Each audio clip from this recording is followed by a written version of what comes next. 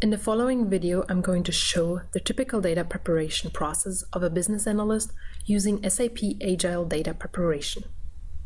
During the process, I'm going to highlight some of the main functionalities of the product. Assuming I'm a business analyst who would like to prepare her customer data. So the first thing I'm going to do is to create a new project with the name customers. The new project is created, and now I would like to upload my customer data. The data itself is located in an Excel file, which I'm going to upload now. During the upload, I can already see the available columns in the worksheet and a preview of the data. In this scenario, I'm going to upload all the data. During the acquisition of the data is already profiled. The results of this profiling can be seen in the side panel under Assess Quality. Here I can see an overview of the columns in my worksheet with their associated content type. The content type has been identified during the acquisition of the worksheet.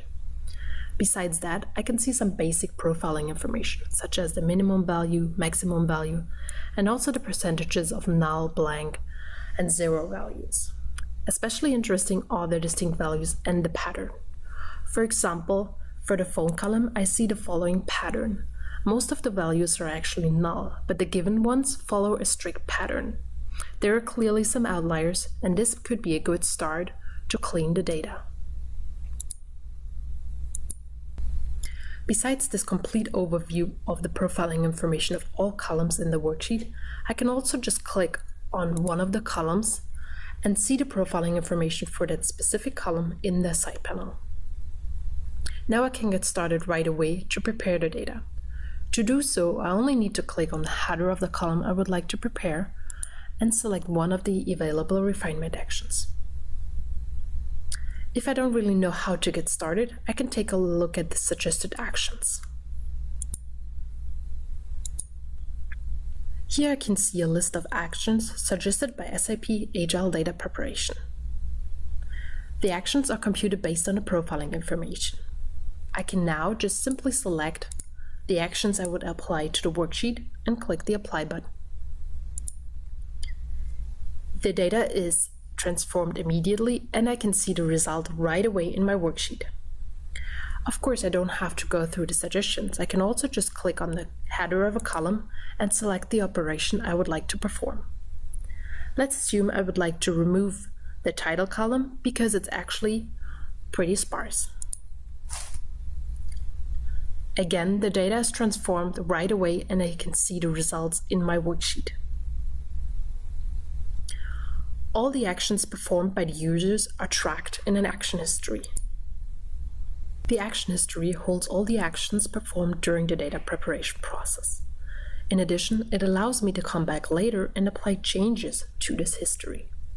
In detail, I can delete certain actions, disable them temporarily, or change their order. After applying the changes to this history, I can see the result right away in my worksheet. Now that I have prepared my customer dataset, I would like to enrich this data with the address information for each customer. For this purpose, I'm going to acquire another dataset, this time located in a HANA table. The data source browser allows me to navigate to my dataset located in my user schema and acquire the associated data.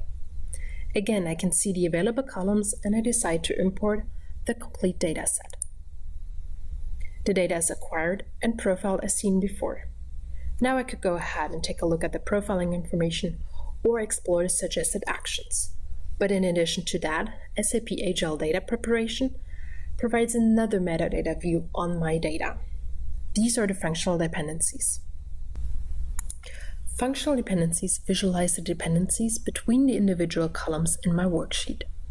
In addition to perfect functional dependencies, SAP Agile Data Preparation also includes approximate functional dependencies. When clicking on one of the dependencies, more details are provided in the side panel. This approximate functional dependencies describes that the column locality determines the column region in most of the cases. The conflicting values can be seen at the bottom. For example, the locality New York determines in most of the cases the region NY, and only in one case the region N. This is most likely a typo. Another example is the locality Dallas. In the majority of the cases, it determines the region TX, but in one case, the value is actually missing. This is another indicator for unclean data. Besides the tree view, SAP Agile Data Preparation also offers a sunburst as a different type of visualization for functional dependencies. Depending on the use case and also the given data, one or the other visualization might be better. Now going back to the data. To enrich my customer data with the address information, I have to combine the two worksheets, which means to merge the two datasets. In this case, I'm going to choose a left outer join because I would like to enrich my existing customers in the customer dataset with the address information. The join key is going to be the ID column, and I can already see that there's a 100% match for these columns. In addition, I can select the output columns for the new worksheet, and I can already see a preview of the resulting data.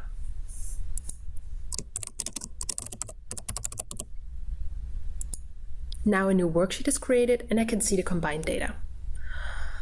I would actually like to know how many customers are located in California. To do so, I can simply create a filter up here on my region column, because this is the column that actually holds the information about the state. The new filtered data is shown, and I can tell that there are 16 customers located in California.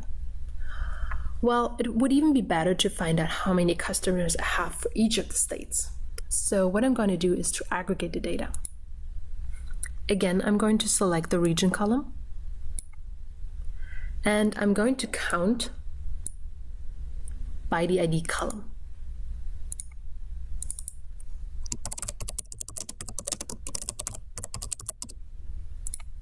In addition, I'm going to sort the result.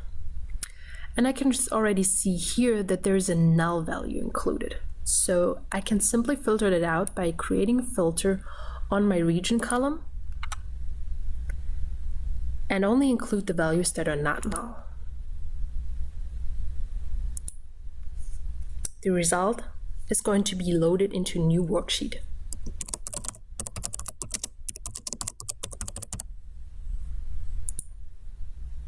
Here we go. Now I can see that the most customers are located in Wisconsin, and the second biggest state is Texas.